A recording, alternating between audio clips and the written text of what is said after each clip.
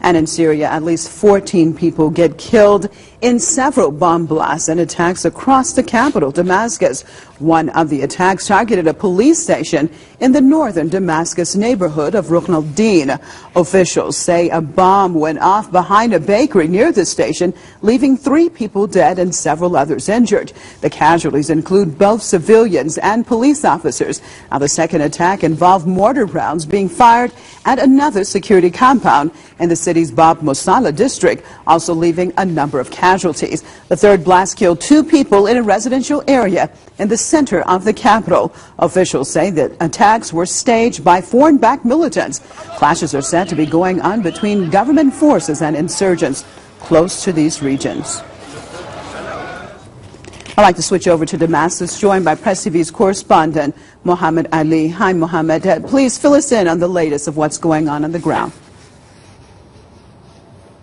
Yes, several explosions and attacks in the Syrian capital and various parts of the Syrian capital, Damascus, today in the early morning at around 8:45 a.m.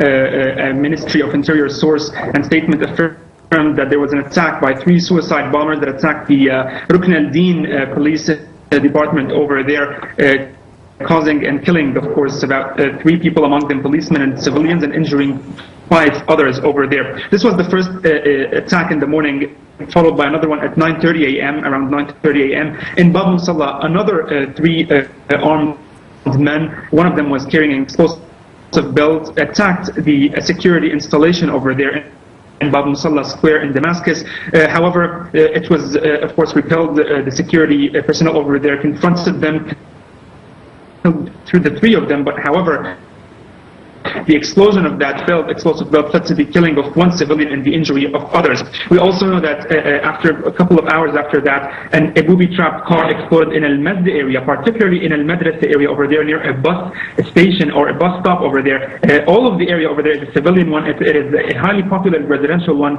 and thus more than 6 civilians were killed. One of them, among them, is a 3-year-old child. This is not the first time civilians in Damascus are attacked by foreign-backed militants.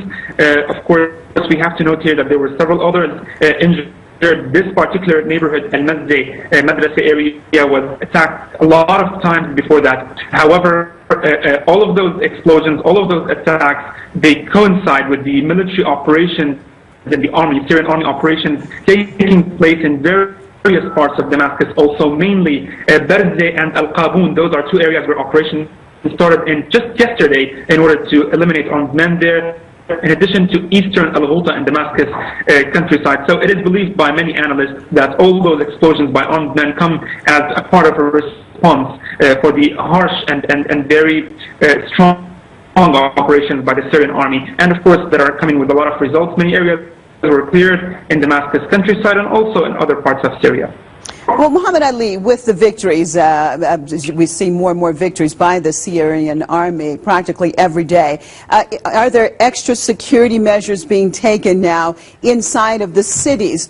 Because, as you said, this appears to be in a reaction to the victories that the Syrian army is continuing to see.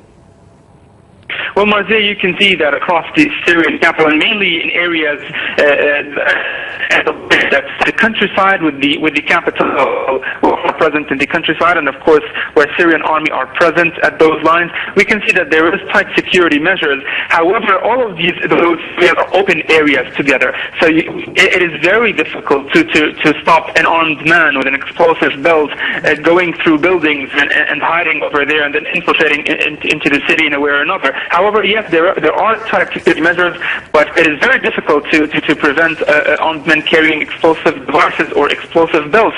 However, we know that there are front lines, just where PressTV team was today filming, in areas that separate the Damascus countryside with Damascus, mainly in Zamalka, Arbin, Zobar.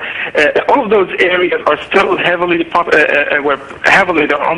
present over there, but there are armed units that continue to confront them and repel them using also weapons, in addition, because we know that armed men are using a lot of mortar shells and sniper guns in order to kill those armed units that are separating them from the capital so that they can enter and occupy Damascus.